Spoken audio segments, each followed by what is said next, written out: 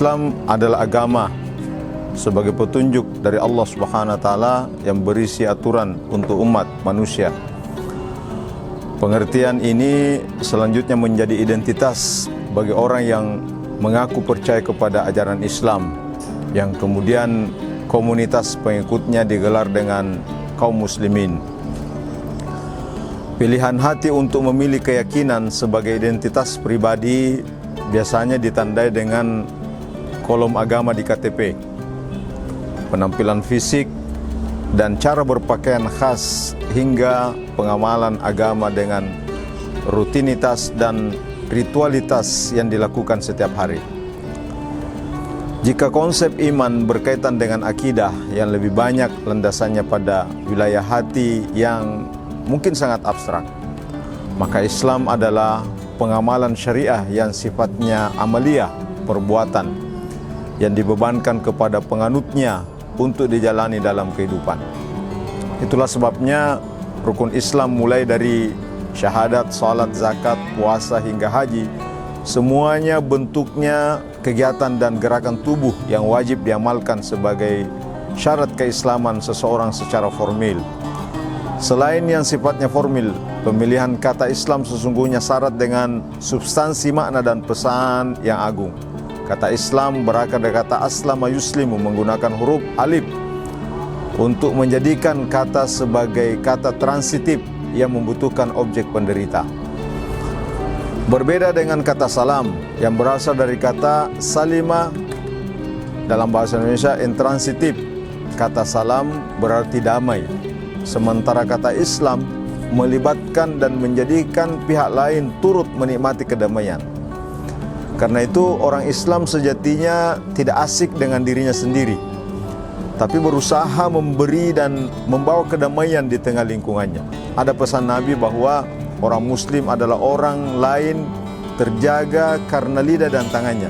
Artinya, lidah dan tangan orang Muslim tidak pernah membuat orang lain merasa terancam, resah, gelisah, dan menjadi korban. Selain makna itu, substansi makna lainnya dari kata Islam yaitu menundukkan wajah, berserah diri hanya kepada Allah. Makna seperti ini banyak disebutkan di dalam Al-Quran. Makna dari pengertian bahwa puncak keislaman seseorang ketika menyerahkan diri secara totalitas kepada Allah Subhanahu wa taala dengan menjalankan semua keinginannya. Inna dina indallahil Islam. Dengan demikian, ada dua arus makna Islam yang utama. Pertama, penyerahan diri kepada Sang Khalik yang sifatnya transendental. Kedua, makna yang sifatnya horizontal yang membawa kedamaian kepada seluruh makhluk. Islam hanya besar di tengah masyarakat dunia dengan konsep dan ajaran damai yang dibawanya. Dalam banyak ayat menjelaskan hal itu tentang bagaimana Nabi diajarkan untuk lemah lembut agar orang tidak antipati kepadanya. Larangan memaksa orang untuk masuk Islam juga banyak ditemukan dalam ayat maupun hadis. Tuhan saja tidak pernah memaksa hambanya untuk beriman kepadanya. Dia hanya memberi tawaran dan pilihan. Sehingga ketaatan yang muncul dari manusia adalah ketaatan pilihan ikhtiari yang siap lahir batin, tunduk dan patuh pada perintahnya. Bukan ketaatan paksaan ijbari seperti makhluk yang tidak punya pilihan seperti matahari, bulan, dan lain-lain. Itulah sebabnya Nabi Muhammad SAW berbuat baik kepada semua orang tanpa melihat latar belakang agamanya. Dalam riwayat disebutkan, Nabi selalu membawakan makanan kepada seorang perempuan Yahudi buta yang sering memakinya dengan kata pembohong, penyihir. Ternyata setelah Rasulullah wafat, tidak ada lagi orang yang membawakan makanan kepadanya kecuali Abu Bakar radhiyallahu anhu. Setelah menanyakan kepada Aisyah istri Nabi tentang kebiasaan Rasulullah yang belum dikerjakan, setelah mendengarkan penjelasan Aisyah yang juga putrinya sendiri, Abu Bakar mendatangi perempuan Yahudi itu lalu memberikan makanan kepadanya. Apa yang terjadi ketika Abu Bakar radhiyallahu anhu menyuapinya? Si perempuan Yahudi itu marah dan berkata, "Kau bukan orang yang biasa datang menyuapiku.